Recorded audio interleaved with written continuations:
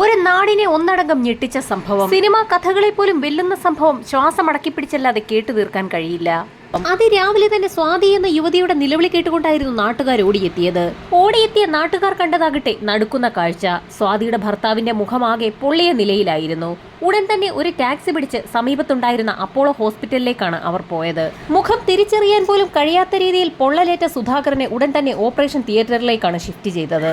Operation തിയേറ്ററിലേക്ക് ഭർത്താവിനെ മാറ്റിയ സമയത്ത് തന്നെ ഡോക്ടർമാർ സ്വാതിയോട് എന്താണ് സംഭവിച്ചതെന്ന് തിരക്കി. സ്വാതി പതിവ് പോലെ അടുക്കള ജോലികൾ ചെയ്യുന്ന സമയത്തായിരുന്നു രാവിലെ രണ്ടുപേർ ഭർത്താവിനെ കാണാനെത്തിയത്.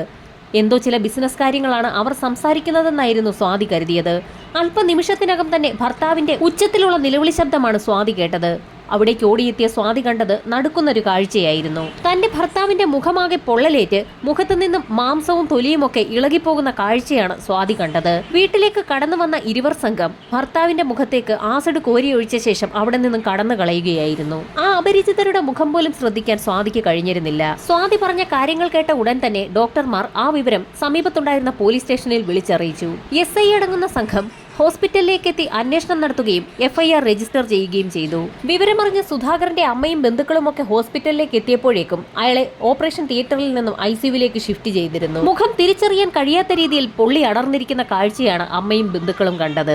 ദിവസങ്ങൾ കടന്നുപോയപ്പോൾ സുധാകരന്റെ നിലയൊന്നും മെച്ചപ്പെട്ടു. അയാൾക്ക് ഭക്ഷണം എന്തെങ്കിലും കഴിക്കാമെന്നുള്ള ഒരു സ്റ്റേജിലേക്ക് എത്തുകയും ചെയ്തു. ആ വിവരമറിഞ്ഞ സുധാകരന്റെ അമ്മ അയാൾക്ക് ഏറ്റവും ഇഷ്ടപ്പെട്ട മട്ടൻ സൂപ്പ് ഉണ്ടാക്കിക്കൊണ്ട് കൊടുക്കുകയും ചെയ്തു.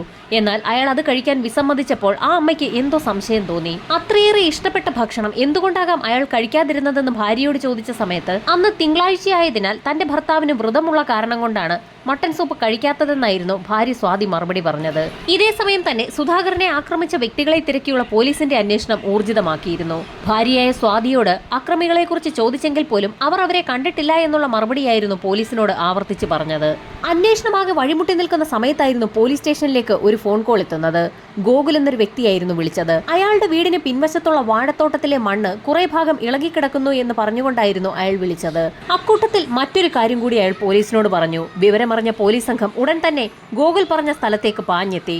അവിടെ അവർ കണ്ടതാകട്ടെ നടുക്കുന്ന ഒരു കാഴ്ചയായിരുന്നു. ഗോകുലിന്റെ വീടിന്റെ പിൻഭാഗത്തുള്ള വാഴത്തോട്ടത്തിൽ മണ്ണിളകി കിടക്കുന്ന ഭാഗത്ത് ഒരു മനുഷ്യന്റേതെന്ന് തോന്നിക്കുന്ന ശരീരഭാഗങ്ങൾ മുകളിലേക്ക് ഉയർന്നു നിൽക്കുന്നു. സമീപത്തുണ്ടായിരുന്ന പണിക്കാരെയൊക്കെ അങ്ങോട്ടേക്ക് വിളിച്ചു വരുത്തിയ പോലീസ് സംഘം ശരീരഭാഗങ്ങൾ കണ്ടെത്തിയ വാഴത്തോട്ടത്തിന് സമീപമുള്ള ആ കുഴി ഒന്നുകൂടി വിശാലമാക്കി കുഴിച്ചു. അതിൽ നിന്നും ഒരു മൃതദേഹവും പുറത്തെടുത്തു. തിരിച്ചറിയാൻ കഴിയാത്ത രീതിയിൽ മുഖം പൂർണ്ണമായും ഇല്ലാത്ത അവസ്ഥയിലുള്ള ഒരു ബോഡിയായിരുന്നു മണ്ണിനടിയിൽ നിന്ന് അവർക്ക് ലഭിച്ചത്. മൃതദേഹം അഴുകിത്തുടങ്ങിയ നിലയിലായിരുന്നു. ഏകദേശം 2 ആഴ്ചത്തെ പഴക്കമെങ്കിലും ഉണ്ടാകും. പോലീസ് വിവരമറിയിച്ചതിനെ തുടർന്ന് ഫോറൻസിക് സംഘം സംഭവസ്ഥലത്തേക്ക് എത്തി. ഇൻക്വസ്റ്റ് നടപടികൾ പൂർത്തിയാക്കിയ ശേഷം മൃതദേഹം പോസ്റ്റ്മോർട്ടത്തിനായി മെഡിക്കൽ കോളേജിലേക്ക് ഷിഫ്റ്റ് ചെയ്തു. തീർത്തും ഞെട്ടിക്കുന്ന ഒരു പോസ്റ്റ്മോർട്ടം റിപ്പോർട്ടായിരുന്നു പുറത്തു വന്നത്. അധികം മൂർച്ചയില്ലാത്ത എന്തോ ആയുധം ഉപയോഗിച്ച് അടിച്ചടിച്ചാണ് അയാളെ കൊലപ്പെടുത്തിയിരിക്കുന്നത്. അയാൾ മരിക്കുന്നതിന് മുൻപ് തന്നെ അബോധാവസ്ഥയിലേക്ക് പോയിട്ടുണ്ട്. അയാളുടെ ശരീരത്തിനുള്ളിൽ നിന്ന് അനസ്തേഷ്യയ്ക്ക് ഉപയോഗിക്കുന്ന ഒരു മരുന്നിന്റെ സാന്നിധ്യവും കണ്ടെത്തിയിട്ടുണ്ട്. ആ വ്യക്തിയെ ബോധം കെടുത്തിയതിനു ശേഷം അതിക്രൂരമായി അടിച്ചു കൊന്നിരിക്കുകയാണ്. ഫോറൻസിക് സംഘം ആ ബോഡിയിൽ നിന്ന് കിട്ടാവുന്നത്ര വിരലടയാളങ്ങളും മറ്റ് തെളിവുകളുമൊക്കെ ശേഖരിച്ചു. മുഖം പൂർണ്ണമായും ഇല്ലാത്തതിനാൽ ആരാണ് മരണപ്പെട്ടതെന്ന് കണ്ടെത്താൻ പോലീസ് ആകെ വലഞ്ഞു. ഈ സമയത്തായിരുന്നു അപ്പോളോ ഹോസ്പിറ്റലിൽ നിന്നും SIയുടെ ഫോണിലേക്ക് ഒരു കോൾ എത്തിയത്. ആശുപത്രിയിൽ അഡ്മിറ്റ് ആക്കപ്പെട്ട സുധാകർ സംസാരിച്ചു തുടങ്ങിയിരിക്കുന്നു. വിവരമറിഞ്ഞ ഉടൻ തന്നെ സുധാകരന്റെ മൊഴിയെടുക്കാനായി പോലീസ് സംഘം ഹോസ്പിറ്റലിലേക്ക് പുറപ്പെട്ടു. വലിയൊരു ബിസിനസ്മാനായ സുധാകരന് നിരവധി ശത്രുക്കൾ ഉണ്ടായിരുന്നു. അവരിൽ ആരോ കൊടുത്ത കൊട്ടേഷൻ ഗുണ്ടകളാണ് തന്നെ വകവരുത്തുന്നതിനായി വീട്ടിലേക്ക് എത്തിയതെന്ന് അയാൾ പോലീസിന് മൊഴി നൽകി. എന്നാൽ കേസുമായി തുടർന്ന് മുൻപോട്ട് പോകാൻ തനിക്ക് താല്പര്യമില്ല എന്നും അങ്ങനെ മുൻപോട്ട് പോയാൽ താൻ കൊല്ലപ്പെട്ടേക്കാമെന്ന് ഭയമുണ്ടെന്നും അയാൾ പോലീസിനോട് പറഞ്ഞു. മരണത്തെ മുഖാമുഖം കണ്ട സുധാകർ പറയുന്നതിലും കാര്യമുണ്ടെന്ന് മനസ്സിലാക്കിയ പോലീസ് സംഘം FIR അങ്ങനെ തന്നെ നിലനിർത്തിക്കൊണ്ട് അന്വേഷണം പതുക്കെയൊന്ന് സ്ലോ ചെയ്തു. അങ്ങനെ പോലീസ് സംഘം വാഴത്തോട്ടത്തിൽ നിന്ന് ലഭിച്ച അജ്ഞാത മൃതദേഹം കേന്ദ്രീകരിച്ചുള്ള അന്വേഷണത്തിലേക്ക് വഴിമാറി. അഴുകിത്തുടങ്ങിയ ആ മൃതദേഹത്തിലെ ഫിംഗർ പ്രിന്റുകൾ വളരെ ബുദ്ധിമുട്ടിയായിരുന്നു ഫോറൻസിക് സംഘം ശേഖരിച്ചത്. ആ വിരലടയാളം കിട്ടിയ ഉടൻ തന്നെ ഹൈദരാബാദിലുള്ള സകല ആധാർ കാർഡ് കേന്ദ്രീകരിച്ചുള്ള ഫിംഗർ പ്രിന്റുകളുമായി ഒന്ന് മാച്ച് ചെയ്യുന്നുണ്ടോ എന്ന് അന്വേഷിക്കാനാണ് പോലീസ് തീരുമാനിച്ചത്. വിരലടയാളം മാച്ച് ചെയ്യുന്നുണ്ടോ എന്ന് നോക്കിയ പോലീസ് സംഘം അക്ഷരാർത്ഥത്തിൽ നടുങ്ങിപ്പോയി. ഫിംഗർ പ്രിന്റ് മാച്ച് ചെയ്തപ്പോൾ കിട്ടിയ അഡ്രസ് ഹോസ്പിറ്റലിൽ ആസിഡാക്രമണത്തിന് വിധേയനായി കിടക്കുന്ന സുധാകരന്റേതായിരുന്നു. ആ അഡ്രസ് ഒന്നുകൂടി റീചെക്ക് ചെയ്ത ശേഷം പോലീസ് സംഘം ആ വിവരം രഹസ്യമായി തന്നെ വെച്ചു. തുടർന്ന് അന്വേഷണ ഉദ്യോഗസ്ഥൻ ഇക്കാര്യം മേലധികാരികളെ അറിയിക്കുകയും ചെയ്തു. വളരെ ഗുരുതരമായ എന്തോ ഒരു സംഭവം നടന്നിട്ടുണ്ട് എന്ന് പോലീസിന് ഉറപ്പായി. വളരെ വിപുലമായ ഒരു അന്വേഷണം നടത്തുന്നതിന്റെ ഭാഗമായി ഉന്നത ഉദ്യോഗസ്ഥരുടെ നേതൃത്വത്തിൽ അതിവിദഗ്ധരായ പോലീസുകാരുടെ ഒരു ടീം തന്നെ ഉണ്ടാക്കി. പ്രധാനമായും 2 കാര്യങ്ങൾ അന്വേഷിക്കാനാണ് ആ ടീമിന് നിർദ്ദേശം നൽകിയത്. ആസിഡ് ആക്രമണത്തിൽ പരിക്കേറ്റ് ആശുപത്രിയിൽ അഡ്മിറ്റ് ആയിരിക്കുന്ന സുധാകരനെ കുറിച്ചും ഗോകുൽ എന്ന വ്യക്തിയുടെ വാഴത്തോട്ടത്തിൽ നിന്ന് ലഭിച്ച അജ്ഞാതമായ മൃതദേഹത്തെക്കുറിച്ചുമായിരുന്നു അത്. ഈ 2 കേസുകളുമായി എന്തെങ്കിലും ബന്ധമുണ്ടോ എന്നുള്ള കാര്യമായിരുന്നു ആദ്യഘട്ടത്തിൽ പോലീസ് അന്വേഷിച്ചത്. ഡിസിപിയുടെ നേതൃത്വത്തിലുള്ള പോലീസ് സംഘം 2 ഗ്രൂപ്പുകളായി തിരിഞ്ഞു. ഹോസ്പിറ്റലിൽ അഡ്മിറ്റ് ആയിട്ടുള്ള സുധാകരനെ കേന്ദ്രീകരിച്ചുള്ള അന്വേഷണം നടത്തുന്നതിനായി ഒരു സംഘം പുറപ്പെട്ടു. ആശുപത്രിയിലെത്തിയ പോലീസ് സംഘത്തിന് ഒരു കാര്യം വ്യക്തമായി.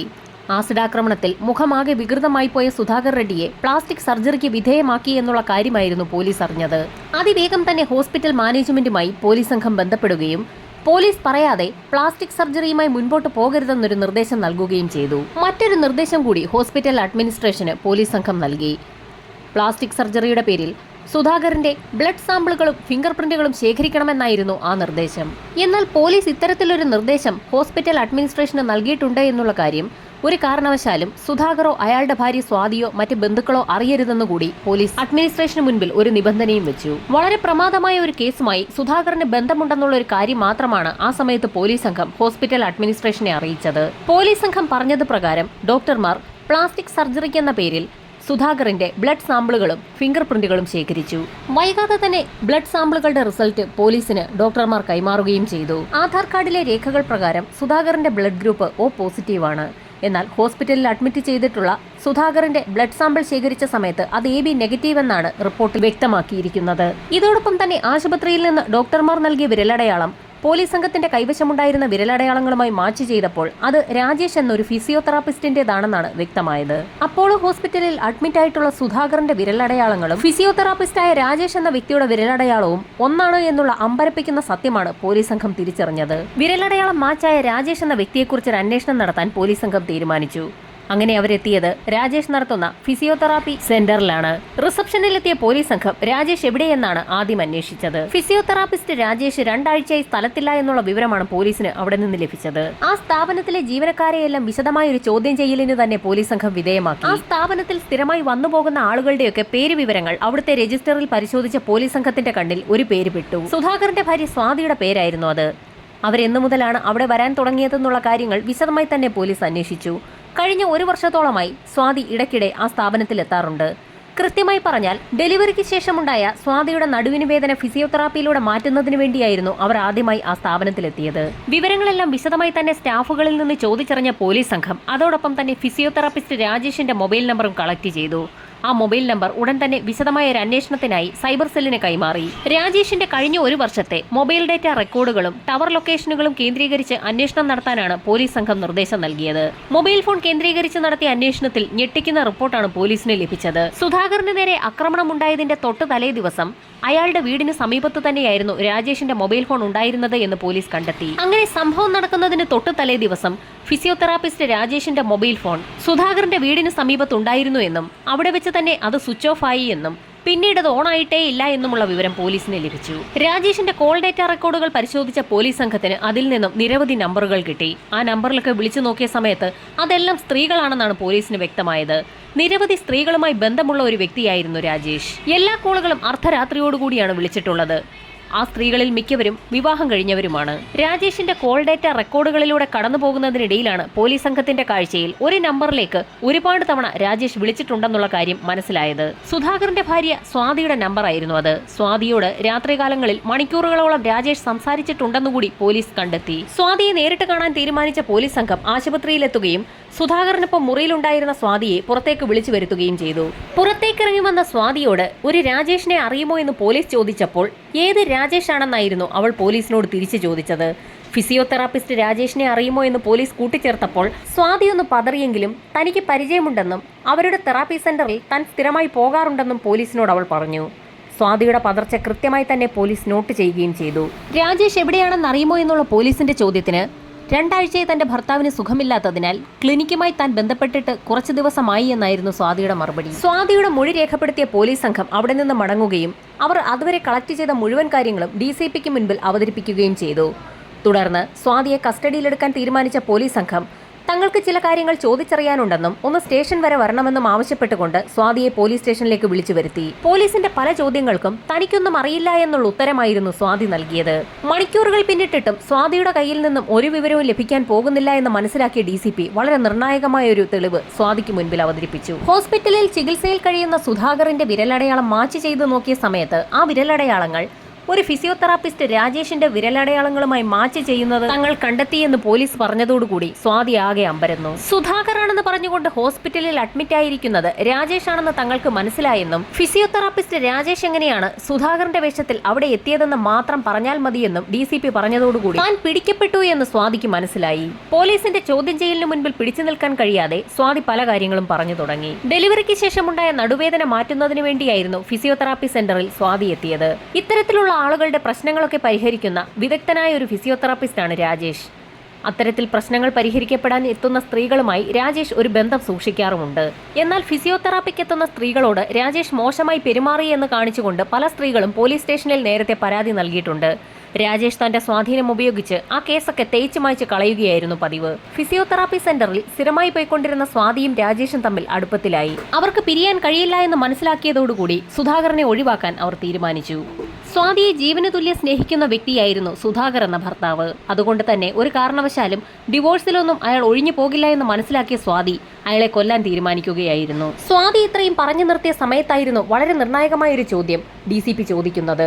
രാജേഷിനൊപ്പം ജീവിക്കാൻ താല്പര്യമുണ്ടായിരുന്നെങ്കിൽ അയാൾക്കൊപ്പം ഇറങ്ങിപ്പോകുന്നതിന് പകരം എന്തുകൊണ്ടാണ് സുധാകരനെ കൊലപ്പെടുത്തിയതെന്നായിരുന്നു ആ ചോദ്യം. കോടീശ്വരനായ ബിസിനസ്സുകാരനായിരുന്നു സുധാകർ എന്ന വ്യക്തി. അയാൾ കൊല്ലപ്പെട്ടെങ്കിൽ മാത്രമേ അയാളുടെ സ്വത്തുക്കൾ ഭാര്യയായ സ്വാതിക്ക് ലഭിക്കുകയുള്ളൂ എന്നുള്ള ഒറ്റ കാരണം കൊണ്ടാണ് താൻ ഭർത്താവിനെ ഒഴിവാക്കാൻ തീരുമാനിച്ചതെന്ന് സ്വാതി പറഞ്ഞത് കേട്ടതും പോലീസ് സംഘം ആകെ അമ്പരന്നു. അങ്ങനെ രാജേഷ് സ്വാതിയും ചേർന്ന് വിശദമായ ഒരു പ്ലാൻ തന്നെ തയ്യാറാക്കി. സംഭവം നടന്ന ദിവസം ആരും അറിയാതെ രാജേഷ് സ്വാതിയുടെ വീട്ടിൽ ഒളിച്ചിരിക്കുകയായിരുന്നു. ഈ സമയത്തായിരുന്നു സുധാകർ വീട്ടിലേക്ക് വന്നത്. സുധാകർ വീട്ടിലെത്തി ഭക്ഷണം കഴിച്ച് രാത്രിയോടുകൂടി ഉറങ്ങാൻ കിടന്നു. ഈ സമയത്തായിരുന്നു നഴ്സ് കൂടിയായ സ്വാതി അയാൾക്ക് അനസ്തേഷ്യ കുത്തിവെക്കുന്നത്.